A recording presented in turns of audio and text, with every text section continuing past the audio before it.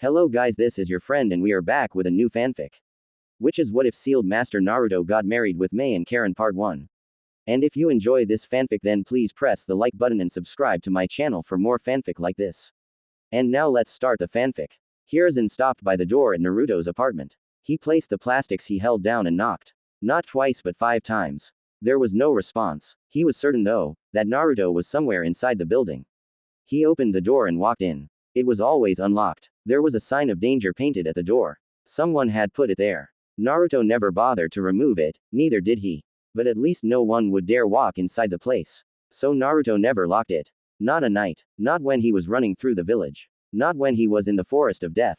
The place was cold, and eerily silent. Hiruzen shivered slightly. He should be used to this. But this was his ritual every time he came here. He'd brought in a TV, just maybe to give it some life, but Naruto hardly used it. One day he would turn it on and leave it on a news channel. When he comes back, it is going to be on the same channel, remote still where he left it. He didn't bother saying anything anymore. The Sandaime walked over to the small kitchen. The apartment wasn't the best. But it had everything. He had made sure of it. Still, this wouldn't mean much. Even if he bought a large fridge, with Naruto by himself, it would only have ramen inside. The damn villagers wouldn't sell him food. They wouldn't sell him anything. Since they couldn't touch him, they thought death by starvation was one way to go about. To some, it was just the fear of losing customers. Who wanted to buy in the same shop as the QB brat? Shaking his head, Hiruzen silently unloaded the grocery and packed it in the fridge and cupboards. He did this every month. Perhaps it was his punishment for the way things have gone. But if he didn't do it, Naruto wouldn't eat decent food. At least the blonde ate. He could cook. He had taught him how to cook. Once he was done, Hiruzen looked around. It was always tidy. Naruto was clean. He was a miserable lonely child, but at least he cleaned up his place. That was at least something good. But not something that made him smile. There were still many problems that didn't look like they were going to go away. And there wasn't much he could do about it. To feel so powerless to change things, Hiruzen had never been so frustrated and he was called the professor. He had learned every fire-based jutsu in the fire country. He had solved many puzzles, and yet, Naruto's life was one he could not solve. No matter what he said, the villagers would undo it with their glares and blatant whispers of contempt. Minato would be so disappointed. He walked over to Naruto's bedroom. It was a one-bedroom apartment. There was no sense of life.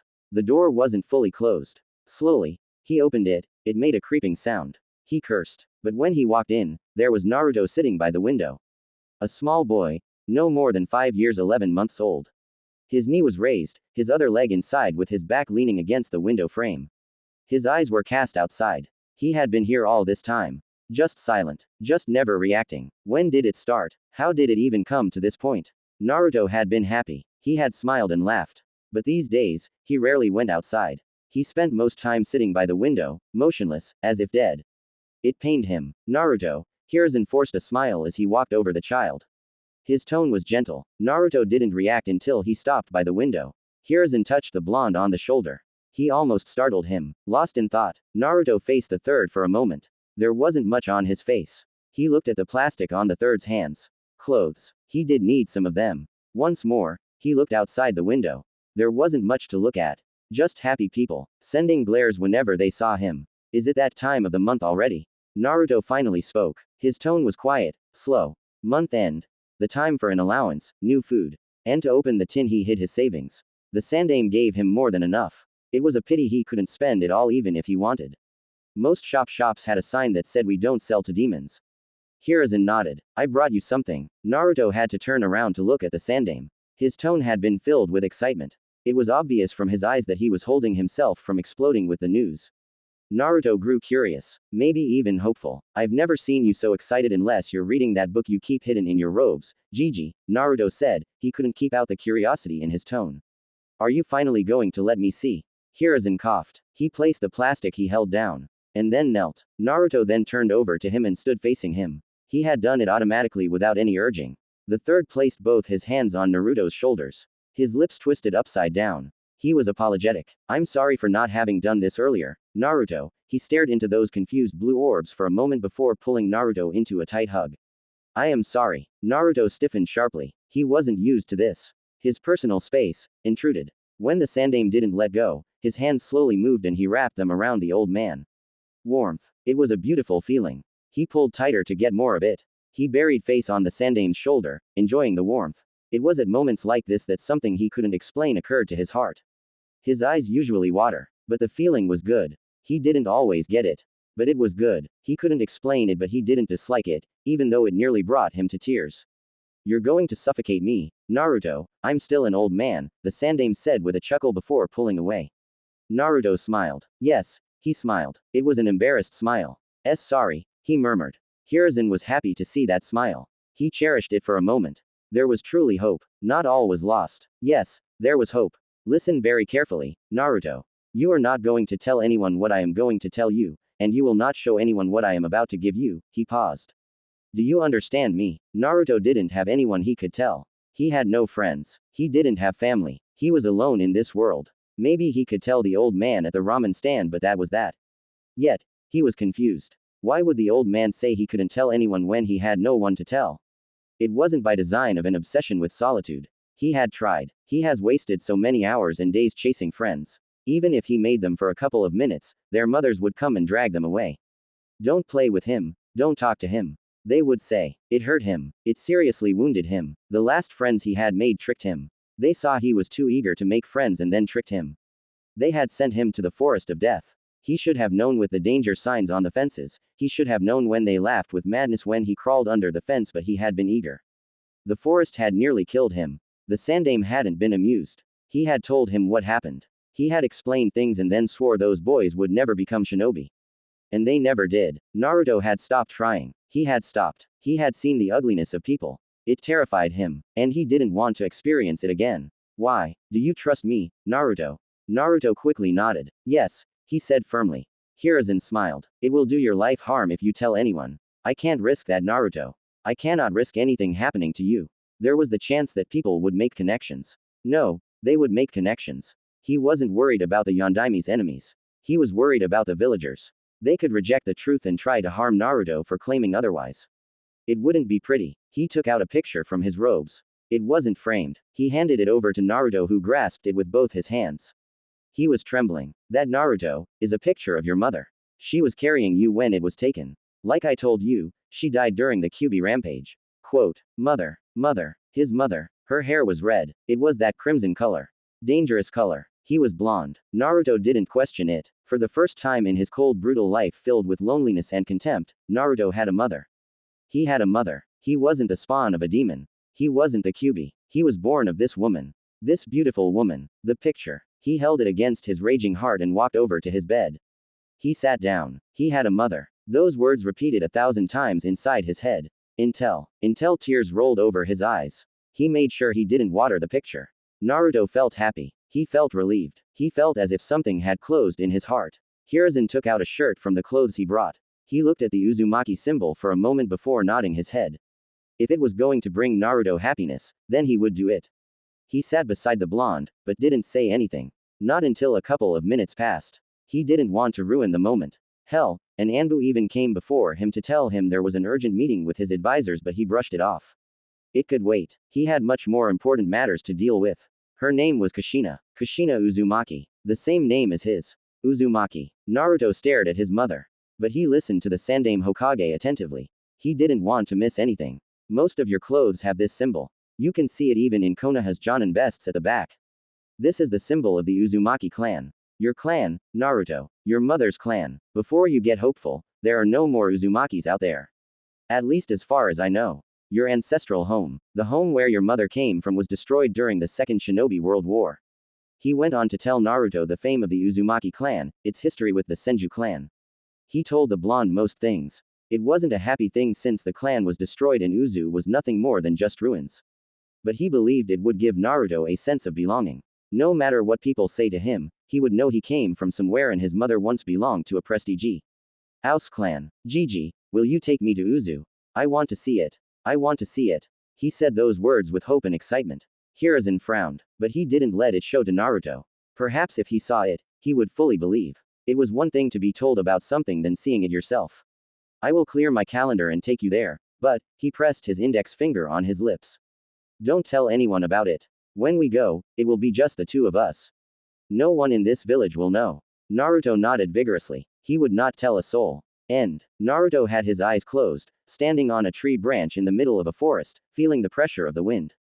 When it came to hiding his presence, Jiraiya was a master. To suggest that the perverted geezer learned this trait in order to peep would not be far off. Jiraiya had perfected jutsus for his lustful desires. He could deprive himself of sleep trying to figure out the defenses of a hot spring that was locked away to hide from perverts such as him. He didn't open his eyes when the Sannin flashed on behind him, in midair. His right foot blasting the airwaves as it moved towards the back of his head. On his left hand, Naruto held a kunai before ducking under the fast-coming kick. The moment it went above him, his body twisted in blinding fashion while he leapt into the air, getting away from the tree branch. Jiraiya grinned as Naruto faced him. He could see the kunai on his left hand. Naruto was deadly precise with those. It was always coated with chakra. Without blinking, the blonde flung the kunai. The hand movements weren't extreme. It just seemed as if he was flicking it. But the speed in which it traveled was dangerously fast. The grin on his lips disappeared. The toad sage bent his body backwards, his head facing the heavens as the kunai blasted past him. He felt the wind brush his face as it went by. The kunai hit a tree, blasting past it. Jiraiya didn't have the time adjust his body as Naruto flashed above him, a Rasengan on the palm of his right hand. He cursed the blonde's speed. The Rasengan was slammed into his chest. When it connected, the Sannin exploded into puff of smoke. Kaden. Fire dragon's breath. Jiraiya breathed out a stream of crimson flames from his mouth. He was standing on the ground, looking up as the flames rushed up towards Naruto who still floating in midair, body positioned slightly horizontal after the momentum of his Rasengan. Looking at the incoming flames, Naruto moved his right hand across his chest. He closed his eyes, and then snapped his fingers. A wave of his chakra was released from his fingers. It was invisible to the eye. The wave covered a certain distance but what it did was blast the oxygen away. The effect lasted for no more than 2 seconds. The flames that had been coming towards him simply died off, just like that. It was the weakness of flames. They needed oxygen to burn. Regardless of power and speed, as long as there was no oxygen, the flames would not burn. Ah, he loved his jutsu. You're wide open, Jiraiya announced. He was on Naruto's right side, still in midair. There was no more warning when his right foot slammed onto Naruto's shoulder, sending the blonde flying away. As the force of the kick carried him, Naruto avoided wincing. Jiraiya's physical attacks carried a brutal kind of strength. He flipped several times with his senses fully functioning. As he was about to pass a tree branch, he stretched out both his hands and grabbed it. He attempted to swing forward but Jiraiya once again appeared. The Sannin was right in front of him, the man punched him on his chest. When the brutal punch connected, Naruto burst into a cloud of smoke. Jiraiya frowned before flashing away. He landed on the ground and leaned against a tree trunk. His eyes flashed open when he sensed something coming in fast. He couldn't react when a kunai went through on his right, it cut slightly his cheek before piercing through the trunk of the tree. Jiraiya sweated as blood dripped from his cheek. His heart pounded a bit with relief. That could have opened his skull had it been intended to do so. You're getting destructed. Naruto was in front of the Sannin. His right foot weaving through the air before slamming on his chest. The attack planted the Sannin against the tree. With his foot still connected with Jiraiya's chest, Naruto formed a small Rasengan in the blink of an eye. As he retreated his foot, he was driving the jutsu towards Jiraiya's chest. The Sannin dropped to the ground and Naruto's jutsu collided with the trunk of the tree, breaking it. As the tree began to fall, Jiraiya did a leg sweep, making Naruto off balance and start to fall backwards. The Sannin flashed above the blonde. Naruto quickly crossed both his hands above him as the back of Jiraiya's right foot came crashing towards his face. His defense held firmly and Naruto quickly grabbed Jiraiya's foot. He balanced himself quickly before spinning around in quick motions. He flung Jiraiya towards a tree. Futon. Wind bullet. He spat out a bullet of wind from his mouth. The bullet hit Jiraiya on his chest and propelled him further backwards. His back crashed into a tree with a sickening thud. Naruto was right before him, not easing up on his attack. He held a sword, coated with wind chakra. He swung it horizontally and seemingly cut through both Jiraiya and the tree, but the Sannin turned into a log. Jiraiya was behind Naruto, crashing down. His hands were held together, creating a giant fist. The slammed the hammer down with all his strength, hitting Naruto on his right shoulder. The force caused Naruto to fall to his knees, dropping his sword as his hand trembled and throbbed painfully. The Sannin wasn't done. The moment he touched down, he lifted his right foot, kicking Naruto on the back of his head. It was brutal. It forced Naruto to hit the trunk of the tree he'd just cut with his forehead. A sense of dizziness gripped his mind for a moment as his vision blurred. Birds chirped for a second. Jiraiya grabbed him and then lifted him up into the air. The Sannin was holding him up by his throat. Just one hand. Shall we call an end to it? Too soon, Naruto muttered. He moved quickly. Both his hands grabbed Jiraiya's arm. He put so much pressure on his fingers that he stopped the flow of blood and Jiraiya's grip loosened. His legs moved up and he wrapped them around Jiraiya's arm. The Sannin cursed loudly before slamming Naruto on the ground. There was a loud boom as Naruto crashed with his back. But he didn't let go. He even started twisting the arm. Jiraiya started tapping on the ground comically before yelling, "Naruto, you are going to break my hand. Do something about it." Naruto yelled back, careless of Jiraiya's pain, "You shitty brat, if you break my hand, I won't be able to do research properly. That is worse than death." Naruto shrugged, "It will save you from pain and women will have their dignity back." Jiraiya cursed once more and used his free hand to form a hand seal. His hair stretched and wrapped around Naruto. He strangled the blonde, forcing him to let him go. Once free, he hurled the blonde away. Naruto flipped several times before touching the ground with both his hands, trying to stop the momentum. Once he stopped, an earth spike burst from the ground. It was sharp, and dangerously moving towards his chest. Naruto propelled his body backwards by pushing chakra into his fingers to push himself. The spike missed him, just by a whisker. Jiraiya expected this. He was upon the blonde. Twisting as he moved, he channeled chakra onto his fight foot and then slammed it on Naruto's face. The kick picked the blonde off the ground, but before he could do anywhere, Jiraiya grabbed his right foot and then twisted him up before hurling him towards a tree. Naruto didn't have enough room to balance his body and so he crashed into the tree with his back. The Sannin appeared in front of him, driving his punch towards his chest. Jiraiya sensed a spike of chakra and tried to retreat. The blonde burst into a swirl of hundreds of small wind blades. He landed a distance away, but before he could even glance at the damage, he felt the air leave his lungs. Naruto was standing just away from him, with a bleeding face, but he was sucking all the oxygen away. It became harder to breathe for Jiraiya. He fell on his knees, clutched his chest, his mouth hung open. He was going to pass out. There was no relief when it stopped. Naruto kicked him on his forehead with a wind-enhanced kick. He guessed it was payback for his earlier kick. Jiraiya felt his head tremble violently. His vision blurred as dizziness took over. He didn't even feel it when he hit a tree with his back. His senses came back when something slammed into his gut, causing him to spit out saliva while falling on his knees, hands on his gut. The attacks were enhanced with wind. It wasn't like Tsunade, but they did the damage. Naruto fell down on his butt, his breathing labored. He wiped out the blood on his face and then fell on his back. He needed to rest. Once the pain was over, Jiraiya leaned against a tree trunk and looked at his hand. It was bleeding with several cuts. He applied his medical ninjutsu to stop the bleeding. The cuts were not deep, so they closed. After a couple of moments of silence, he looked at Naruto. His right hand still ached from that lock. The blonde was improving. He was getting better and better by each month. This training trip had been the best option for Naruto. If they hadn't done this, he wouldn't have gotten closer to his godson, he wouldn't be producing another shinobi who would surpass him. It was still early days, but one day, Naruto would surpass him. He would be better than him. Jiraiya was honestly proud. Minato had been a genius, but Naruto had potential and he used it to his advantage. He knew his potential. The blonde was also willing to learn. "I'm no longer taking it easy on you," Jiraiya more or less grumbled. The last hits had been unpleasant. It has been quite a while since someone managed to hit him so hard. "I told you to bring your A game, even senjutsu if possible. I'd kill you with senjutsu.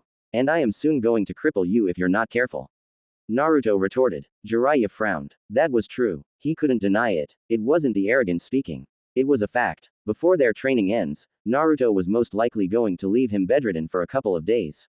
They did fight with the intention to kill. There was no friendly. You could break a leg. It was part of the training. Part of fighting experience. More than anyone, Jiraiya knew the experience was important for survival. Your reflexes are good and your speed has improved. But you need to stop leaving gaps between your attacks. Jiraiya lectured. You also leave yourself open each time you snap your fingers. It is only for a second. When fighting against normal shinobi, I can recover quickly. Don't take comfort in that. You will fight people even faster than me. If they are faster, they will attack on that lapse of concentration. If you cannot work around the problem, it is best you leave that jutsu for emergencies. I think that would be best, Naruto said before going silent for a moment. It requires maximum concentration and I must stop breathing monetarily. For you it might be seconds, but for me, it is like minutes. Well, we can't take away the fact that the jutsu is a work of genius. It basically makes the fire element useless against you, Jiraiya smiled. When are you going to broaden your arsenal? You can't be satisfied with just wind. That aside, wind is weak against some elements. You must always be ready to adapt to any change, and using different elements helps in this regard. Quote, I can work something out with fire. Given my extensive knowledge of the element, Using fire-based jutsus for me should require minimal effort, Naruto said, getting up. I will send a letter to Tsunade for her to send us some scrolls with fire-based jutsus, he said while getting. Come on, let us go back to the town. He looked at himself and frowned. This is going to drive away customers.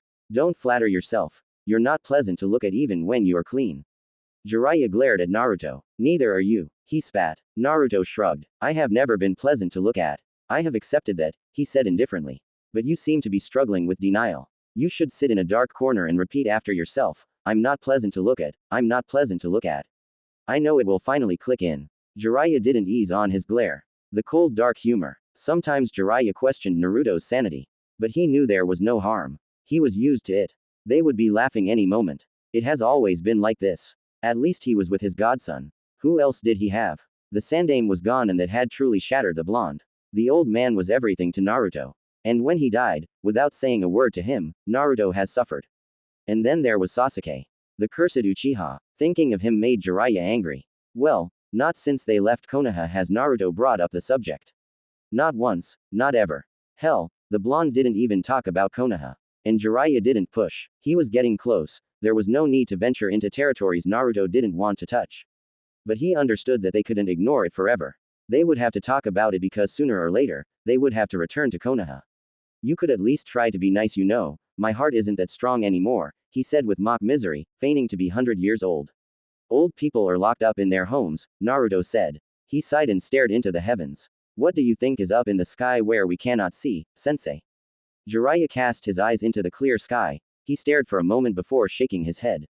I don't think there is anything there. I don't think there is life there. Quote, interesting isn't it? Naruto said. What? You say there is no life there, but up in there is where this world receives its life. If the heavens do not make clouds for rain, the trees, the animals, the grass, these things will die. The rivers will eventually run dry and people will be next. There is no life there, and yet, it is where we receive our lives. Once again, Jiraiya looked into the sky. He couldn't argue with the blonde on that note. One thing he has noted about the blonde was that he was deeply knowledgeable about many things. And he knew how to apply his knowledge. Perhaps it was the wisdom he gained from spending much time with the Sandaime Hokage. When you spend time people, something about them also rubs off you. That is nature, Jiraiya said. Naruto nodded. Yes, nature. So beautiful, calming, and yet it can be so dangerous. I like nature, he said before changing the subject. I have been curious, you have no shame, have you ever tried peeping on Tsunade? Jiraiya's body froze. Yes, it was more of a whimper than anything. He could never forget that memory. He still had those wounds from the beating she had dished on him. He fought with the crazy side of him that said it was worth it because he had nearly died that day, literally. Tsunade had pummeled him hard. She had broken so many bones, the pain. Worse, she healed him after doing it and then threatened to beat him into the brink of his life again if he tried it. Once more. Well, those had been younger days. He could escape now, but he wouldn't dare try it again. He had learned his lesson. Judging by that response, you must have received quite the beating. You don't know half of it, Jiraiya said with his eyes closed. He swallowed hard to banish the memory. She nearly killed me. Since then, I say anything to her but never again. Never again. But you did see, right? Naruto glanced at the Sannin. It must have been something else. She must have been a very delicate young lady when she was younger. She was, Jiraiya said. She is still beautiful, he added. Naruto didn't comment on that. He just nodded. Without much being said, the two headed back to the town. The walk was silent, both in their thoughts. Jiraiya was thinking about what they had to do next while Naruto was thinking about certain things in his life. Once they reached their motel, Jiraiya took a shower and changed his clothes. There was no need to rest for the Sannin, he was going out and likely not to return for the night. Naruto didn't question it, he knew what the Sannin was going to do. They had chosen this town because of its fun activities. There were casinos, brothels. Jiraiya's kind of hunting ground. He loved places like this. He always danced with joy when he thought of what kind of material he was going to gain through his peeping work or getting drunk with young girls who giggled and laughed hysterically whilst he tells them his legendary stories. The man walked out of the bathroom, already grinning madly. You could see it in his eyes, his body language. He was going to have fun. Well, the past 4 days had been spent training vigorously. The man probably felt he needed to reward himself. Jiraiya contained himself and walked over to the window. He opened it and then turned back to face Naruto. We are going to leave this town in the next couple of days. He said a bit seriously. They never stayed at one place for too long. The longest they had stayed was 2 months, they were always moving around, seeing different places. Sometimes they didn't even camp with people. They would stay in the middle of nowhere. For survival, it was hunting. They always made sure there was water close if they were going to camp in the middle of nowhere.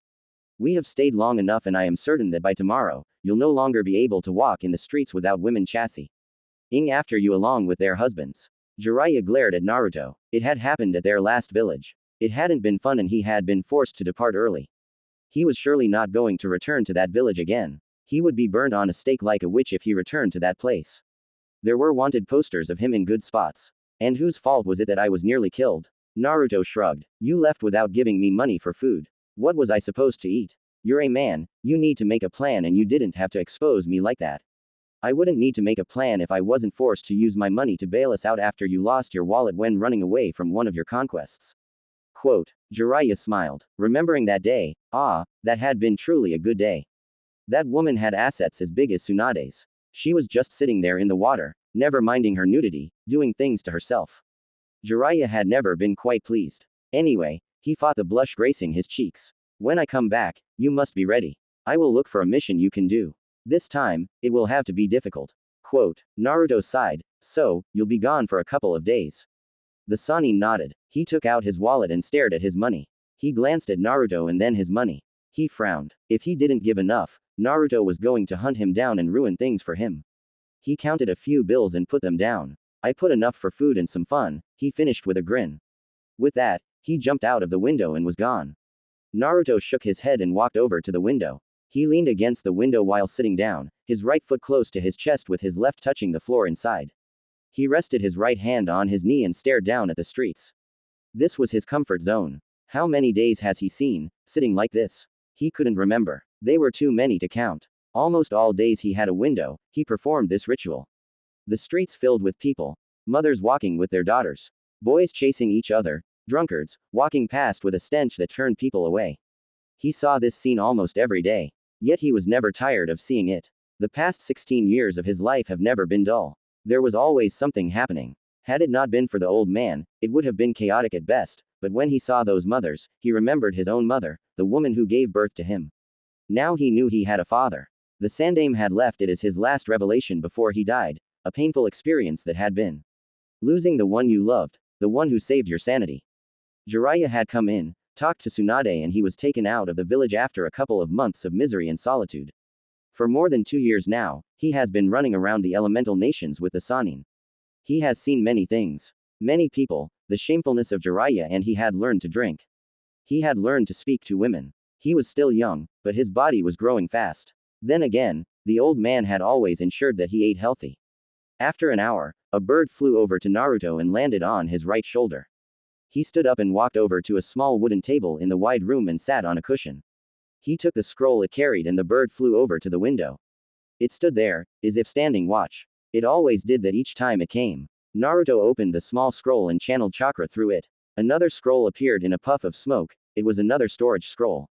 He channeled chakra on the seal and then 5 mountains of papers appeared in a puff of smoke. He blinked. Work. It always came for him wherever he was. For 5 hours straight, without a break or anything, Naruto worked through the papers. Once done, he sealed them in the scroll and snapped his fingers. The small bird flew over to the table. He wrapped the small paper on the container on its leg. Do you need something to eat? It nodded its head as if it could understand his words. Naruto smiled and stood up. He returned with a small cup of water and fresh bread. The bird ate and then drank. If you drank, I'd give you some sake as thank you. The bird seemed to shake its head as if to say, alcohol. No thank you. Naruto laughed. Safe journey, he said. The bird made a sound before flying away. The sun was already setting, it would be night soon. He couldn't sit here forever, he would lose his mind. Naruto went over to clean himself and then changed his clothes. Once done, he took a nap. By the time he woke up, it was dark outside. He pocketed the bills Jiraiya left him and put his hands on his pockets before walking out. He was already familiar with the town. He knew where to go, but it usually depended on where the wind was blowing. His mind wasn't focused on the road ahead, so he only blinked when he stopped at a bar. He could hear the music blasting from inside, voices of male and females. Miserable people having fun and happy people expressing their joy. To be human, to be alive. People came here. There was a guard at the entrance. It was to guard against children walking inside. The young ones had a rebellious streak about them. They liked the joys of the adults. The forbidden ecstasy always seemed to be too attracting to humans. Naruto just still 16, still underage, but he was a shinobi. Those rules didn't apply. When the large man saw his headband, he merely grunted and opened way for him. The insides were dimly lit. The noise was too much. But those who complained about it shouldn't be here in the first place. They should be at home sleeping or reading night stories to their kids. If you couldn't handle the pressure, just stay away from it, or so a certain lady had told him. Naruto went towards the bar. He didn't sit. He looked around and saw a free table by a corner. It was dark and you couldn't see clearly. It was his perfect place. He ordered 4 bottles. Once they came, he took 2 cups and walked over to his little corner. Solitude. The alcohol. Ah, the perfect combination to drown in bitterness. Konoha. It has been 2.5 years since Naruto left the village and still, there was no mention from Jiraiya on when they would return. Her friend hadn't even been returning. He sent letters every now and then, but he never showed up. Even now, she was looking at his letter. She was going to write for him to show up before her. Tsunade missed them. She really did miss the two. They had brought her back to this village and now they were running around in the elemental nation without her, her old life. She hoped that Jiraiya wasn't teaching Naruto how to gamble. She had permitted them to go away because Naruto hadn't been the most happiest of people. He was miserable. The Sandame's death had affected him deeply and from what she had learned was that the old man had been the only person he talked to before he made a couple of friends at the academy. It hadn't been easy and that only happened in his last year. Jiraiya said he was fine. But she was a bit concerned. He was family in a way. He was the son of Kushina, someone who had been from her grandmother's clan and someone who was close to the old woman. She wasn't the one who was by Mito when she died, it had been Kushina, Naruto's mother. So, she did consider him family. Tsunade placed the letter on top of her desk and tapped her fingers. Something wrong, Tsunade-sama? Sakura asked quietly. The slug princess glanced at the Pinkett. She had grown. Well, she had trained her well. But she was still obsessed with Sasuke. That rotten child. He had been spoiled rotten. From what she knew, Tsunade didn't understand why the villagers adored him. She didn't see why girls liked him. He had a cold personality and he was rude. Did the girls really like him like that? If someone said they had been brainwashed, Tsunade wouldn't disagree. Sakura had been willing to throw a fit if someone said bad things about her beloved. The damned Uchiha. No, Tsunade said with a shake of her head. I'm just worried about Naruto. It has been 2.5 years now and from Jiraiya's letters, they are still training. He is even requesting scrolls to continue with Naruto's training, she explained with a frown. Naruto. Her teammate. The boy she'd been cruel to in their days. At some point, even Sasuke had yelled at her and told her that she didn't understand anything. She didn't know anything. Sakura had been hurt but she hadn't understood why Sasuke gave her that reaction. Now she did. She had been cruel to him. She never acted like a teammate. There were good memories but her attitude towards Naruto bothered her these days when she looked back at it. Perhaps it was because now she understood things about him. She knew his story. She knew why he got along with Sasuke. They were both lonely people. They both didn't have anyone. And she had mocked Naruto for not having parents. Sasuke didn't have them either, but she had considered that his had died. Naruto had never known his. He was an orphan but she never considered Sasuke as an orphan, but he was in the same boat as Naruto. How is he? Sakura asked carefully. Jiraiya never explains in detail but he is fine, Tsunade said a bit bitterly. Sakura was surprised at the realization. So he has never sent you a letter? Tsunade nodded. No, not even one, not since he left. I have only been hearing from Jiraiya. If this continues, I will order them to come back, she said firmly. She didn't say anything as Shizune walked into the office, holding more stacks of papers. She frowned. Why do you have to bring that load now? I just finished another one. It is going to pile up if I leave it, Shizune said calmly. There is also this, she said handing a report to Tsunade. The Godime looked at the report for a moment before frowning. Troubling news. She didn't need it now. She closed it and put it on the drawer on her desk. She handled the letter from Jiraiya to Shizune. Please make sure you get everything in the list, I need to send them to Jiraiya. Shizune looked at the list. She left quietly without saying another word to Tsunade. Once Shizune was gone, Sakura took the opportunity to ask. Anything on Sasuke? She asked hopefully. Her eyes widened, she didn't want to miss anything on Tsunade's face. Tsunade shook her head. Still nothing. Well, he is with Orochimaru, he is rather difficult to track down, she frowned. But we must find him. The time is coming for Orochimaru to change bodies and if we don't act, he might take Sasuke's body. That will be over for the Uchiha. Sasuke-kun won't let that happen. Sakura said firmly. When Tsunade merely stared at her, she sunk down a bit and became nervous and worried. Do you think he will? Quote, that is the only reason Orochimaru gave him the cursed seal, Tsunade said. That aside, Naruto did say Sasuke said he was going to sell his soul to the devil to get the power to kill his brother. If it means giving his body to Orochimaru to kill Itachi, then he might do it. I wouldn't even be surprised if Orochimaru manages to twist Sasuke into allowing him to get his revenge for him. For a moment, Sakura's body froze. If that happened, she would never see her beloved. He would become Orochimaru. They really had to find him. If Tsunade wasn't winning, she would look herself. Can't you ask Jiraiya-sama to do something? I didn't want to burden him, but it looks like I don't have a choice. Tsunade said. 4 days after Jiraiya left Naruto. It was in the afternoon when Jiraiya returned. He found Naruto sitting motionlessly by the window. Perhaps it was something they had in common, but he never sat there like he was dead. Naruto never even used the window like the door. Never ever. Jiraiya had never seen it. Even when he was sitting there and had to go out, he would out through the door. It was strange, but Jiraiya never questioned. That took you long enough, Naruto said without turning to face the Sannin. I'd stepped out of the town to receive some information. Jiraiya said as he sat down next to Naruto. He had his back leaning against the wall, the blonde on his left side. You know my network is very busy. I know, you sometimes leave for a month chasing shadows, Naruto responded. He glanced down at the Sannin for a moment. What did you discover this time? Jiraiya realized, there was no hint of curiosity. Naruto was rather good at it. He was never too eager to learn anything. Even when he was asking things considered secrets, he never showed you how interested he was. Sometimes it made it difficult to tell if he was serious or not. Jiraiya had learned to just share or say he didn't have to know. If Naruto was asking, he wanted to know. It is about Uzu. He looked up. To see Naruto's reaction, there was nothing out of fashion. My ancestral home, Naruto said a bit lazily. There were many rumors going on about the land of whirlpools. The village had been reborn, but no one knew who did it and how it came to be. Suddenly one day, people just heard the rumors and the wave country confirmed it because they traded with the village. What bothered people was that the land was being led by the unknown, someone who was called the emperor. No one has seen him, not even the people within the village. Considering how the village saw its end during the Second World War, I'm certain some people are very nervous. Naruto added, his blue eyes staring outside once more. Jiraiya nodded. The village had been destroyed. It hadn't done anything to anyone. The Uzumakis didn't fight in wars. They were a peaceful nation, but yet, they were powerful. People were nervous about their power and ended up plotting their complete destruction. Now, there were just remnants of the clan. But with the village restored, did it mean that there were many other survivors of the clan out there and they had regrouped? Iwagakure is the one that is most agitated. Jiraiya said. They are concerned because if really it is the Uzumaki, they might have an enemy with a grudge. That is one way to look at it. Naruto said. Jiraiya raised an eyebrow. He would not forget, Naruto was Uzumaki.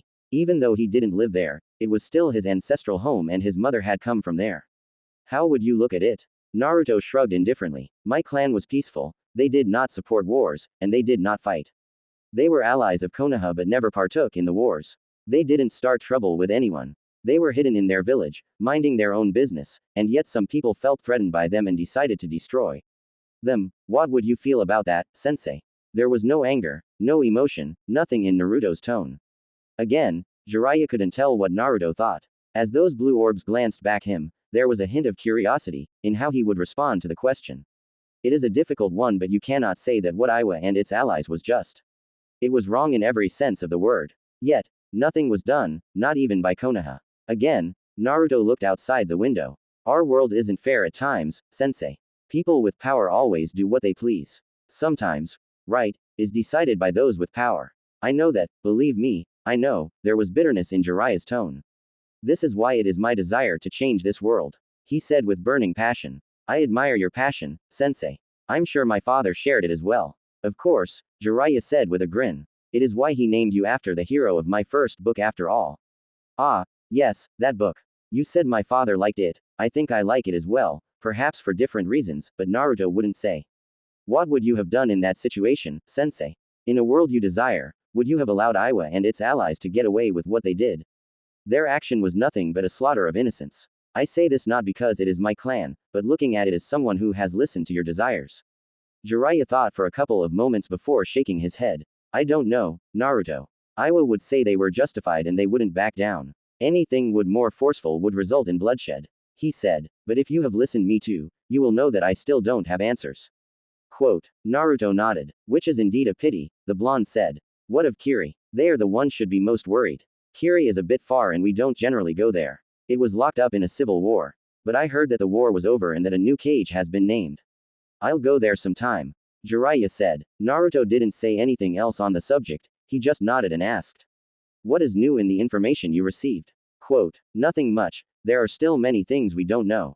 Getting inside is near impossible. I'd have to go there myself. But since it is something that will require time, I can't do it now.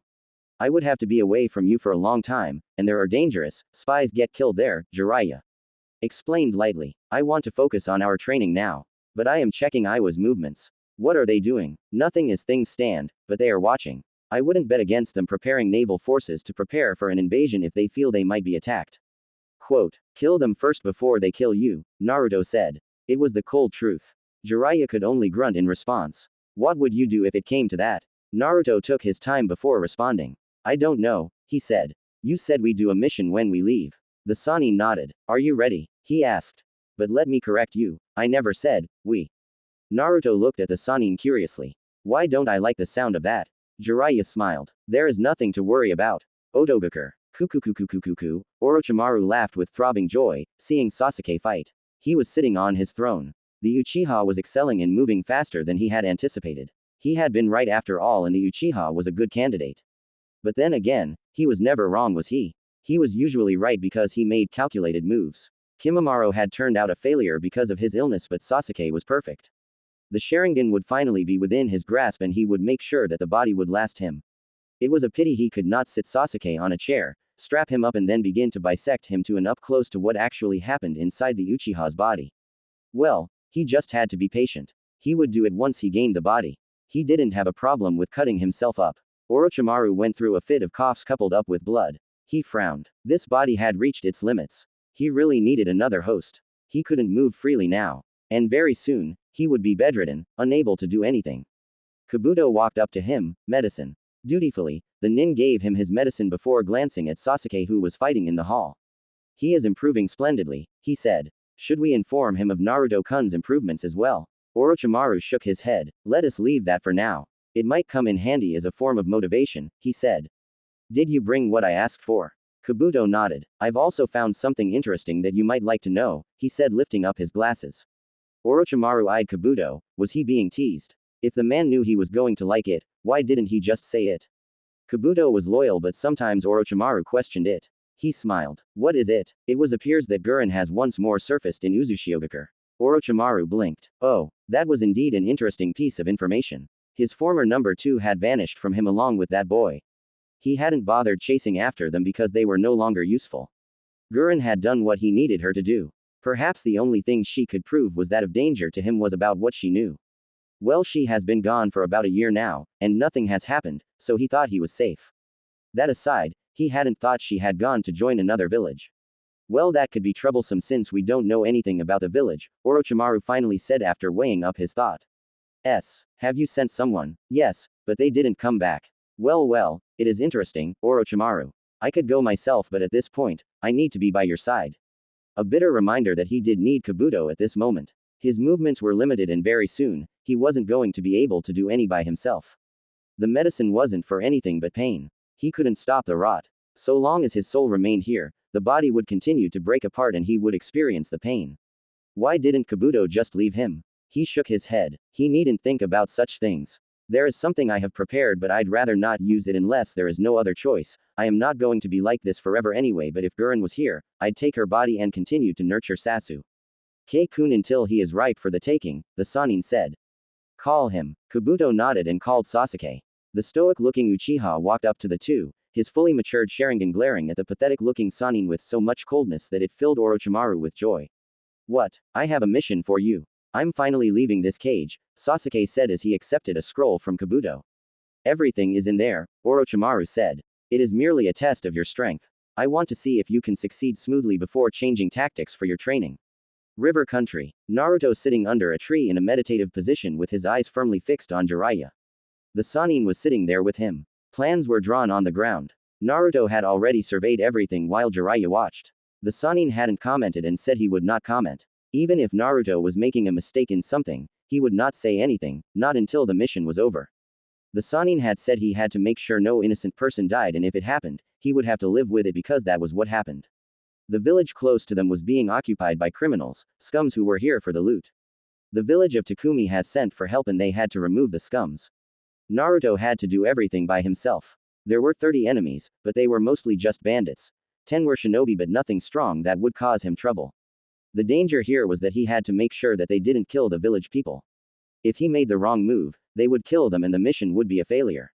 The leaders of the group were all located in a small bar having a meeting. This was a perfect opportunity to strike. All leaders were at one place. 7 were doing patrols around the village. He could easily handle those with his clones and silently as well.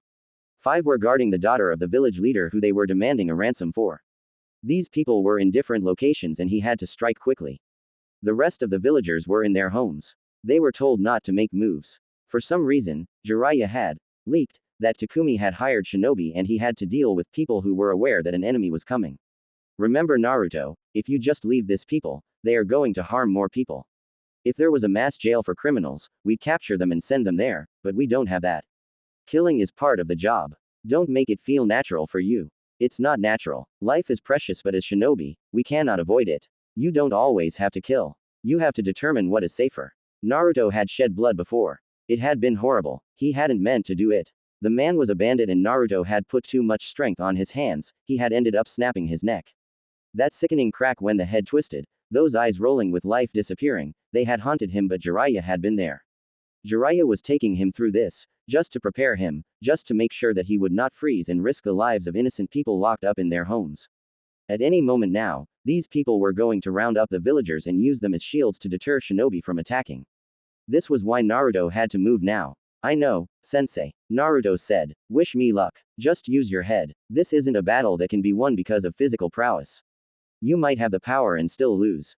Just know that you sometimes have to put aside all that power and use a kunai to get the job done. Naruto nodded. He stood up. 2 minutes. He said. A minute is more than enough for you. Jiraiya said. You have your shadow clones to help you. Since the enemy is weak, that is more than enough. But 2 minutes it is. Naruto stood up and jumped onto a tree. He would have preferred to just walk into the small village and crush the enemy, but he had to be subtle about things. There were not more than 15 houses here. It was a mining village. But the gold had run out. The bandits didn't know. Imagine their disappointment when they found out. Kage Bunshin no Jutsu, Naruto created 7 clones to deal with the bandits standing guard. He created 11 more to guard the houses where people were locked. The 5 guarding the important girl were inside as with the leaders, so he could get rid of the others without them noticing. Once his clones dispelled after completing their duties, Naruto ran. His movements were as smooth as a gentle breeze. He didn't make a sound as he danced through the rooftops before suddenly landing behind a group of 4 bandits. Hey WH. He didn't allow them to say anything. He moved in the blink of an eye, jumping over the man. As he was doing so, 3 kunais were fling in 3 different directions. The kunais hit straight on the foreheads of their targets. They pierced through. He landed on the man's shoulders, and placed his hand over the man's mouth to stop him from screaming. The others dropped to the ground, before he hit the man on the back of his head, knocking him out cold. The villagers would deal with him. Naruto left a clone to tie him up before disappearing along with small gusts of wind. The house he appeared in was a double-story house. His target was upstairs with her 5 guards. There were 10 downstairs, drinking while placing guards. They were laughing merrily while the villagers cried in their houses. There was no hope for tomorrow. They were thinking, at any moment now, they would be killed. Cold-hearted humans. But he had seen it, hadn't he? The ugliness of people. He had experienced it too, so he could understand. Naruto went behind the house and walked through the wall. He peeked through the window. The girl looked fine. She was small, crawled up in a corner, trembling in fear, tears in her eyes. People were truly ugly, weren't they? A little girl, an innocent child, and you did that to her. He had been innocent too. A child, younger than she was, and ugly people had tormented him. He needed to get in silently and time was ticking away. He held a single hand sign and used Shunshin to appear in the room. 5 kunais were in his hands. He twisted speedily and threw them all, each hitting its target. The bandits didn't see a damn thing.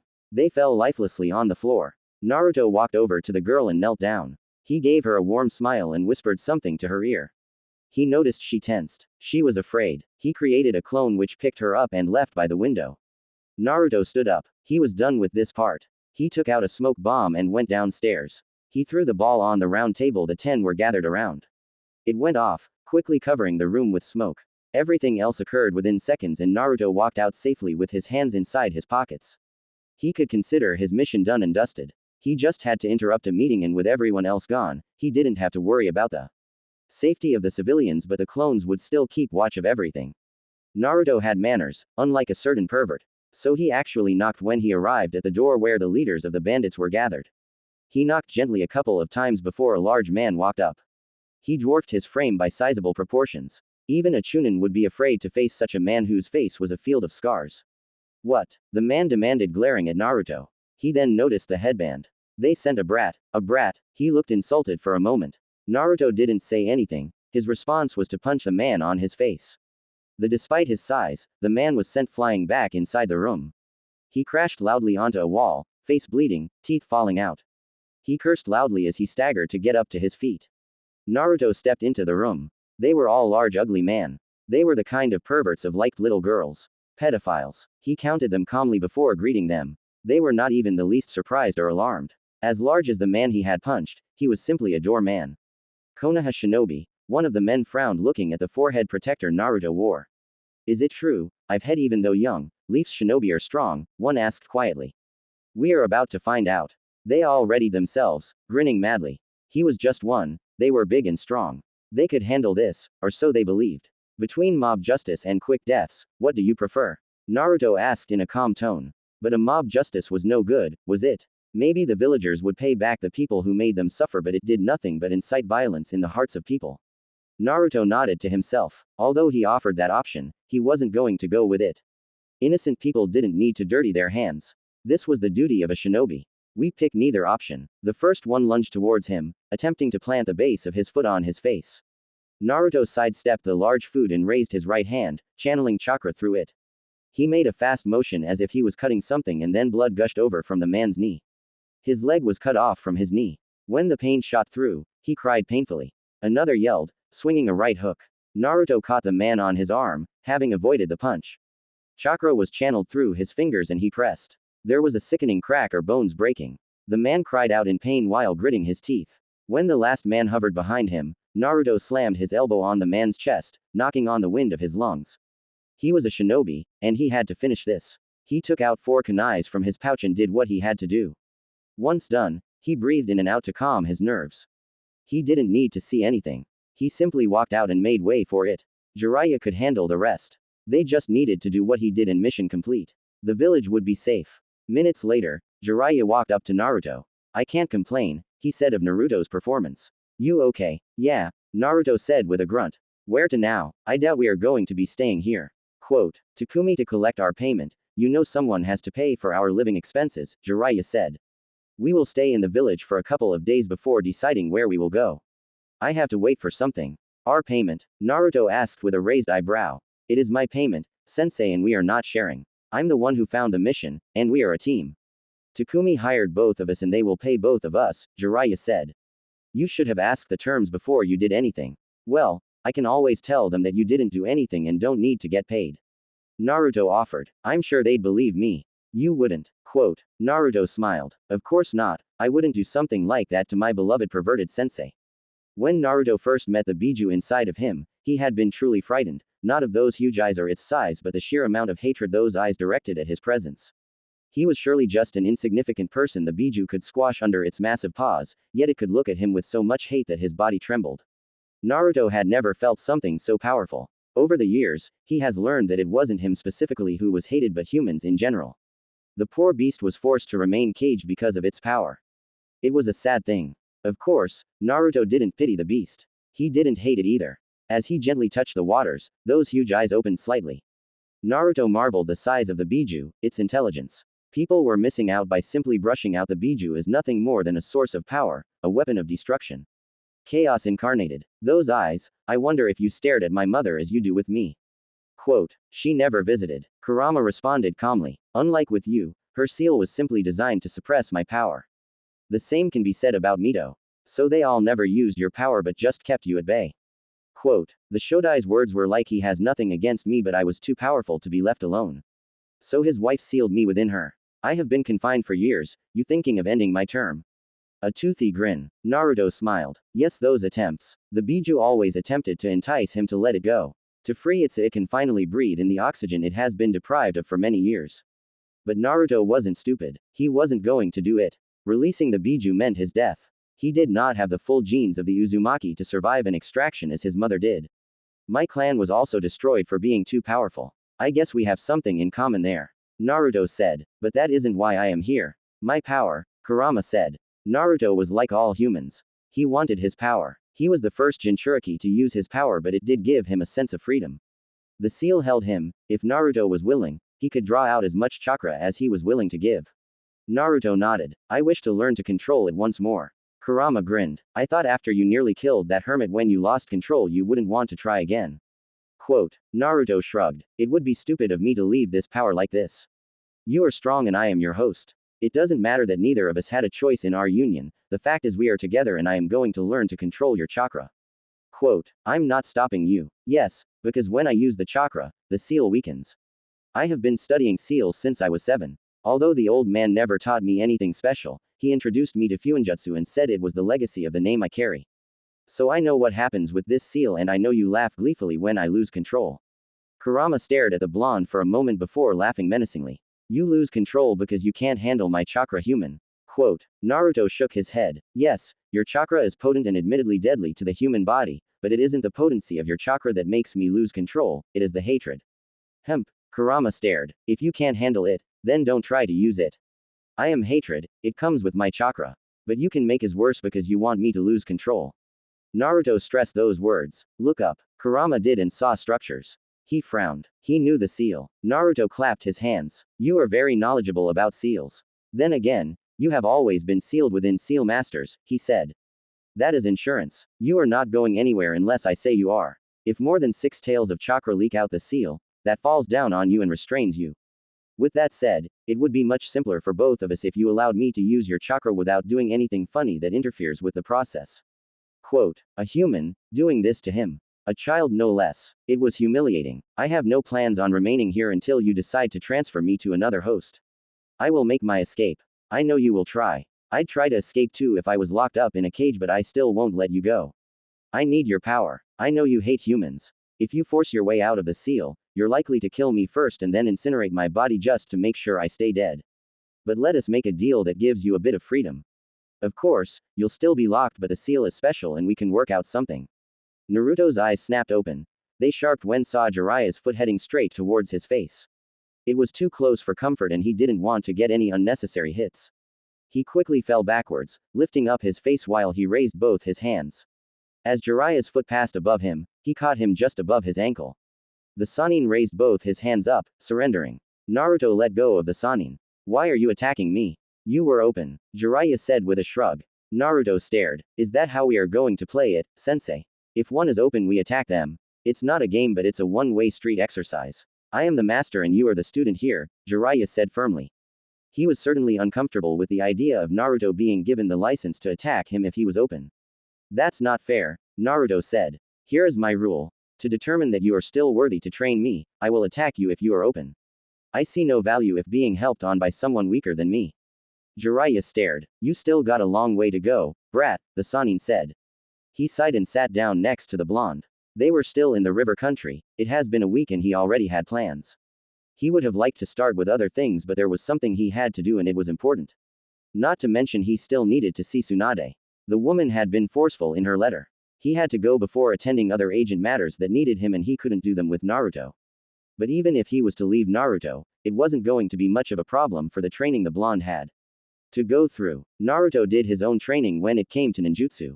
Even as his sensei, he only informed Naruto of the basics and the blonde did everything on his own. When they do get to fire, he would only teach Naruto the basics in a jutsu he knew. The blonde would learn everything by himself. He trained Naruto with taijutsu, kenjutsu and some genjutsu.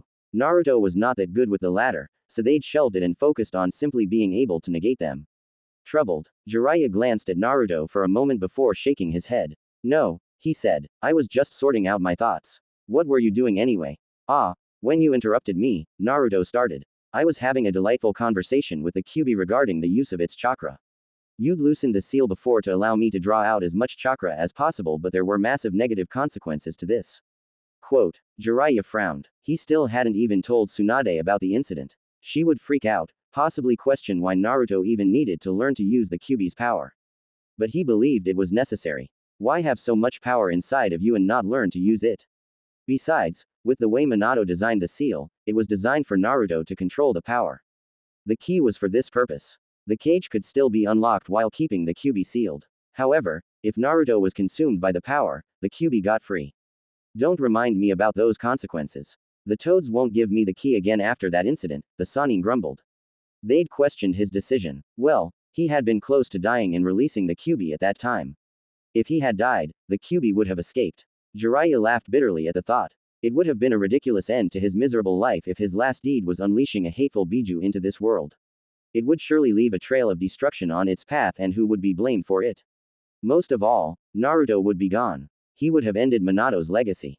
Naruto shrugged at this. He didn't need the key at this point. He had already copied it and memorized it. Without seeing it, he wouldn't be able to recreate it because the lock was hidden and the seal itself was worthy of Uzumaki. For greatness, we must be willing to take risks, sensei. If everything came easy, things would be different. Naruto said, my conversation with the Biju centered on it allowing me to use its chakra freely. Of course, I can still use it freely, but when forced and taken in its raw nature, it leads to situations we'd both rather avoid. Quote, Jiraiya was silent for a couple of moments. Did it say yes? Of course not. The Biju wants to leave the cage, Naruto said with a shake of his head. Even so, I still want to learn to control its power. We are fine with at least 2 tails, but anything more than that, it becomes a problem. I'm okay with that, but you must understand that power alone doesn't determine things, Naruto. You can control the power of the Kyuubi and still be unable to do anything. Quote, Naruto smiled. Sensei, you should know there is such a thing as soft power. Believe me, I know and understand it. Orochimaru doesn't use his physical prowess to entice his mad followers, he speaks to them, a language they can understand. That is politics. But the power of words cannot be underestimated. You can change things with words. You can influence how people look at things with your words. But as shinobi, there comes a time when words cannot save your life or protect what you value. That is where this power comes into play, don't you think so, sensei? Jiraiya nodded. Sometimes Naruto spoke volumes. Sometimes he spoke like someone who was much older. But he was just a brat. And of course, these were just moments. That is correct, I see sensei taught you valuable lessons in life. It was necessary, Naruto said with his eyes closed. The villagers glared at me with contempt, they said things in whispers and it crushed me. There were no jutsus there and yet my life could have been destroyed. That is just one practical example of how words can change things. The bitter days that he hadn't seen much of, Jiraiya cursed his cowardice. Had he been a little courageous, he would have bothered trying with Naruto, but he did not. Even when he came, he watched from afar. His sensei had asked him, when are going to introduce yourself to Naruto? It didn't have to be anything related to his parents. The third was his beloved master. Naruto could have understood without too many questions. But he hadn't. He had said he couldn't do anything good. Sensei was really good to you, huh? There was sadness in his eyes. Naruto nodded. He was my family, he said and paused. A minute passed before he spoke again. When do we begin? Jiraiya gathered his thoughts for a moment. He gave Naruto a scroll and explained. This contains what you need in order to learn how to convert your chakra into fire before learning to use fire-based jutsus. Like what you did when you learned to bend wind. Quote, Naruto shook his head. He returned the scroll back to Sannin. I know how to that. Jiraiya blinked. When did you learn? You have never even tried using fire-based jutsus when sparring with me. You always use wind. Quote, about a year ago, Naruto said with a shrug. I have been putting focus on learning to use wind chakra and controlling the air around me. This requires maximum focus. I couldn't allow myself to be preoccupied with something else. Quote, more than a year and he never said a word. Not a damn word. But then again, given that shrug, it was apparent that he didn't take it as something serious. You still don't know any fire-based jutsus. I have a good memory, I most certainly remember the hand signs you have used for your jutsus. But I haven't tried it, yet. Again, a nonchalant shrug. Jiraiya understood why Naruto never said anything. He didn't want to start learning to use fire-based jutsus at that time. We can't start your training now. The one about the Kyuubi. Why, we have to go our separate ways, Jiraiya said. I have some things to do and will be traveling a lot. You have to go to Sunagaku and try to finish your wind training there. The environment is very conducive there. I will send you a message once we are done and we can talk about concluding things. Last time I checked we didn't have a good relationship with the hidden sand. Suna had invaded the leaf and they had ended up fighting. He had fought and defeated Suna's Jinchuriki. Had Konoha had bad leaders, it would have certainly marched to decimate the sand. But good leaders avoided such bloodshed and were working on something else. That has been resolved, Jiraiya said. Tsunade soothed things out, but there are still some people who are wary. They did betray us, they can do it again. At least some people are thinking that. Naruto looked thoughtful for a moment. Then I must confirm how things are there before they take things to the next level. My training is nothing more than convenience. Jiraiya grinned. You're not a bad student, he said. Kakashi always spoke about reading underneath the underneath, Naruto said with a shake of his head.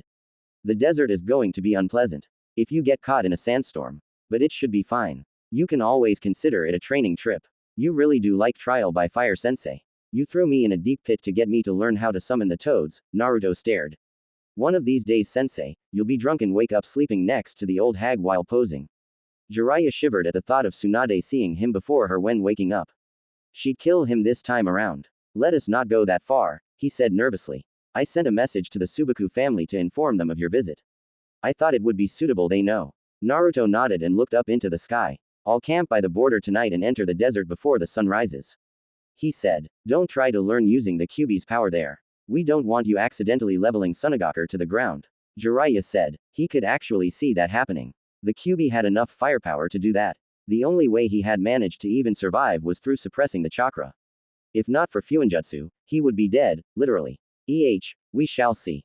Naruto responded with a shrug of his shoulders. A day later. Hidden village in sand. Traveling documents. Those were essential. If you were going to walk through the gates of any hidden village, you needed them. It didn't matter if you were wearing a headband or just a civilian. You needed papers that showed who you were and where you come from. Security reasons. They didn't just want everyone and anyone entering their villages. Spies and dangerous criminals could walk through the gates if not watched, and that posed a serious risk to a village. Naruto looked up into the sky. This was his first visit in this village. He didn't know where to turn to. He didn't know anything. Perhaps this was why Jiraiya had contacted the Subaku family. Naruto didn't actually need them to get by. He could ask around. The wind around the village was pleasant though. A gentle breeze, a warm kiss of nature. It was unlike the desert. The wind was wild, untamed, a natural force of destruction. Certainly something that could destroy you. Listening to its whispers, how it caressed his skin, Naruto was tempted to dance right here and now with his bag hanging on his back. Someone hit him on the shoulder. That just ruined the mood. It felt like the wind suddenly disappeared on him. He looked at the man who had hit him, an apologetic smile. Naruto nodded and the man hurried somewhere. A minute later, 2 more people passed by him running. Naruto shook his head. A village may have different name, culture and environment, but people were still the same. He started moving once more and finally found a room to rent, for a month-long stay. There was no hurry to see the Subaku siblings. He wasn't even sure how it would go considering that the last time he met them he had been battling Gaara. Well, at least it had ended up pleasantly. Naruto placed his bag on the bed and turned towards the window. His calling. It was high up in the wall. He frowned. He stepped next to the wall and placed his hand on it. He blinked before smiling. He almost laughed. He was thinking of creating a window that suited his needs. Was he that obsessive about this? Naruto shook his head. The window was probably up there because of the conditions in the village. If storms came, they had to be safe. He placed his hands up and climbed up onto the window. He couldn't sit the way he preferred given the size of the walls, but it would do. Once settled, Naruto looked outside. It wasn't a pleasant view. Then again, he never visited the window for its view. 2 hours went by before Naruto was snapped out of his thoughts by a knock on the door. He thought about ignoring it for a moment. His sentimental time was being disturbed. Silently shaking his head, and went down and walked over to the wall. A young girl, who showed him the room, was standing there, with a warm smile. Sorry to disturb you, but I just wanted to see if would take your food here or if you would eat downstairs. Quote. Jiraiya was going to shout and curse, but Naruto would only smile. He was renting a room in a 5-star hotel. The Sannin would cry foul over his wasted money. Naruto was usually safe with the money the Sannin gave him. He rarely spent it all and the man was more than happy to take it back. So, just this once, he could live the life of a spoiled prince. I will come downstairs. He said. Can I also get a small table I can use to write on? Quote. I will speak to the manager about that. Thank you. The young lady gave him the eating schedule and before walking away. Naruto closed the door behind him and sighed. He should ease the tensions he felt on his body. Traveling in the heat of the desert is a bit rough. He would rest his body today and would go out tomorrow for training. Hidden leaf. A bandaged Jiraiya was sitting by the window, with a frown on his lips.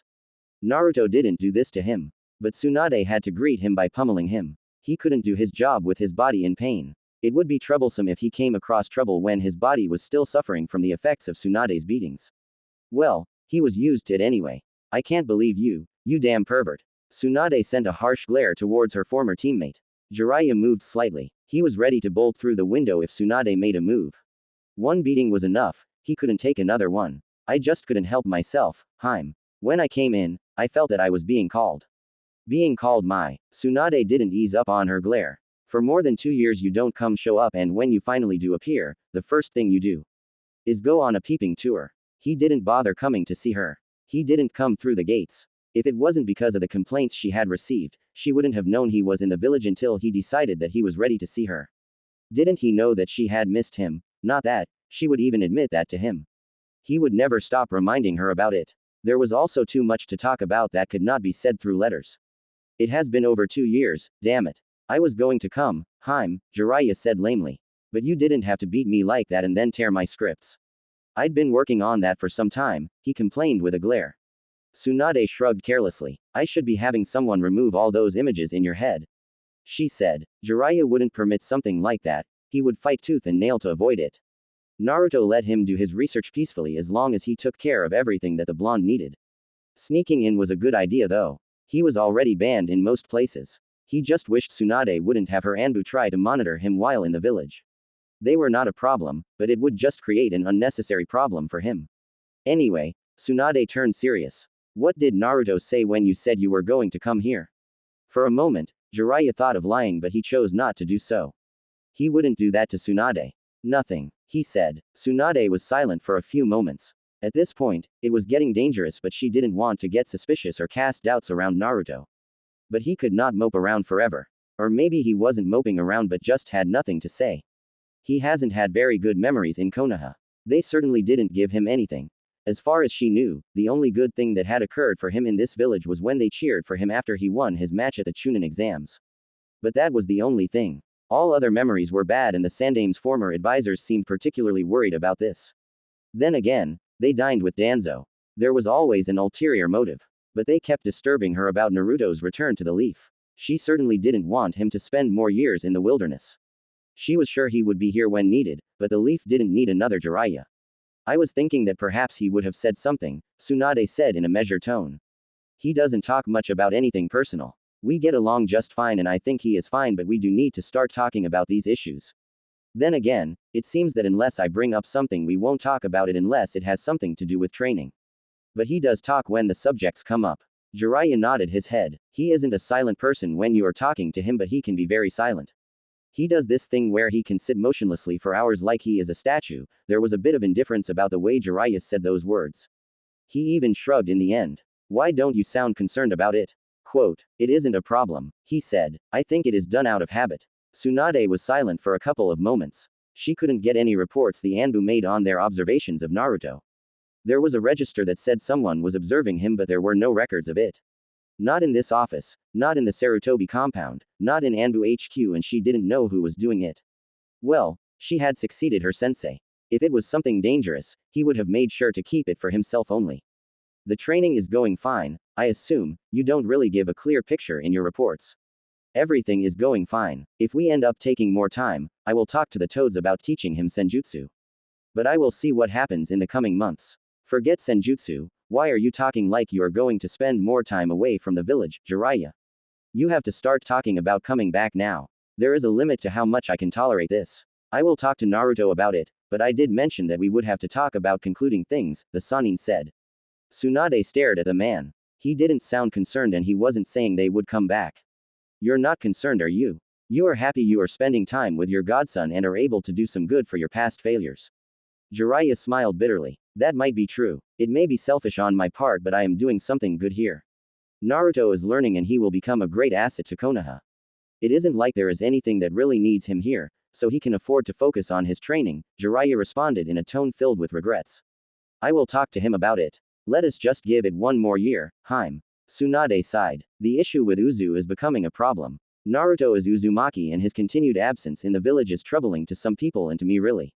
If there are survivors of the Uzumaki clan there, would he decide to go there or would he come back to this village that has done nothing but treat him with contempt? Jiraiya frowned. He avoided thinking about this issue. He didn't want to question Naruto's loyalties. His sensei had never said anything about Naruto being a flight risk. But this was what Tsunade was basically saying. He could understand from her position. There was also the Kyuubi to think about. What are some people plotting? I don't know as yet, but they will eventually. She sighed tiredly. Who could have thought that the revival of one small village could unsettle things so much? Well, you could understand why it was destroyed in the first place. Our world depends on bijus to balance power, but they had the power of making possessing bijus worthless. The Uzumaki's sealing prowess was something that we can never see in this world. Jiraiya said, if they have come back, now you start questioning, are they going to come for us? A paranoid person like Danzo will also be thinking, will they also look at Konoha? Why would they turn to us if they have indeed revived? Quote, Konoha did nothing after Uzu was destroyed. Nothing. Mito was married to the first Hokage, we carry their symbol on our shinobi vests, Kushina was sent to this village for the sole purpose of becoming a Jinchuriki. And yet, when their village was destroyed, we did nothing. Tsunade frowned. That just raises a new problem. We will deal with it when it comes. But if we are looking at it in that way, they have a lot of enemies. She said, we still don't know anything, so best we wait. Have you been able to determine Naruto's standing in this? Jiraiya shook his head. No, he said. He asks questions when talking about it and poses some things that get me thinking, but always does it objectively, not as Uzumaki. Naruto did that often. He didn't reveal his opinion on most things despite his willingness to engage him in any subject. You have to find out what he thinks, Tsunade said. What do you have on Sasuke? Quote, he follows Orochimaru closely, but I think he has been around Otogakur in the past months. We never saw him anywhere. Orochimaru is the one who has been rather silent. Tsunade looked thoughtful for a moment. Since he has to change hosts every 3 years, we can assume that his current host is starting to wear out. So he is limiting his movements, she said. This would be a good moment as any to apprehend him. Quote, Jiraiya nodded. But we don't know where he is. Otogakur is a massive web of hideouts. If you go to one, Orochimaru will know and escape. You really can't move unless you know exactly where he is. I expect you to find out soon before he takes Sasuke's body. I personally don't care for the brat, but we can't allow Orochimaru to have him. I'm going to be looking around for the next couple of weeks. I will come with something, at least I hope. What of Naruto? I didn't tell you. I sent him to Sunagakur. He will be there for at least a month. If he didn't stop by the desert to train, he should have arrived already. Jiraiya said. You could have said when you came here, Jiraiya, Tsunade said with a shake of her head. How long are you going to stay here? I will be gone by tomorrow morning. Jiraiya said. I have to do what I need to do quickly before meeting up with Naruto. I have given him a month, it will be best if I don't keep him waiting by taking too long.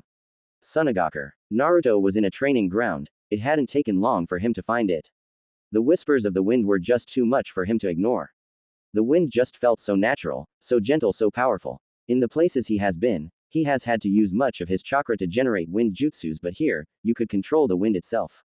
It was a difficult adventure, but nothing impossible. It could be done. You just had to learn to move with the wind and just be one with it. In this exercise, Naruto usually meditated and allowed himself to measure the speed and density of the wind. You could not simply wish to control something you did not understand and could not measure.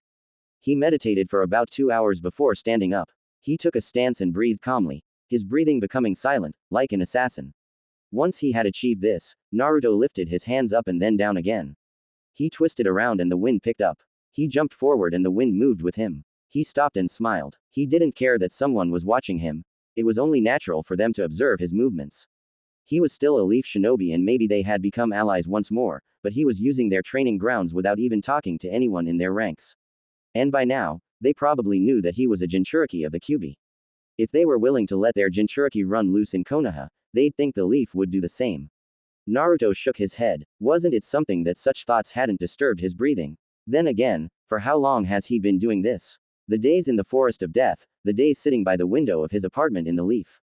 It has been long, many years. It was only natural for him. But he had forgotten when he started hanging out with people. He shoved the thoughts to the back of his head and returned to his training. He waved his hand across his chest, picking up wind, this time around, with dust.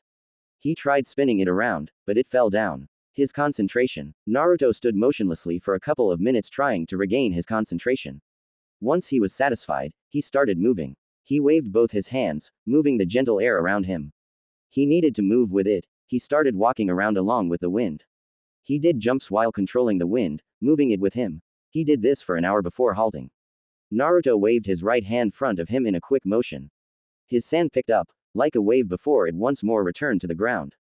Naruto clapped his hands together, while standing motionlessly. Sand picked up around him and then started twisting. It was like a small gentle storm. Naruto was moving around with the storm, dancing around the training ground.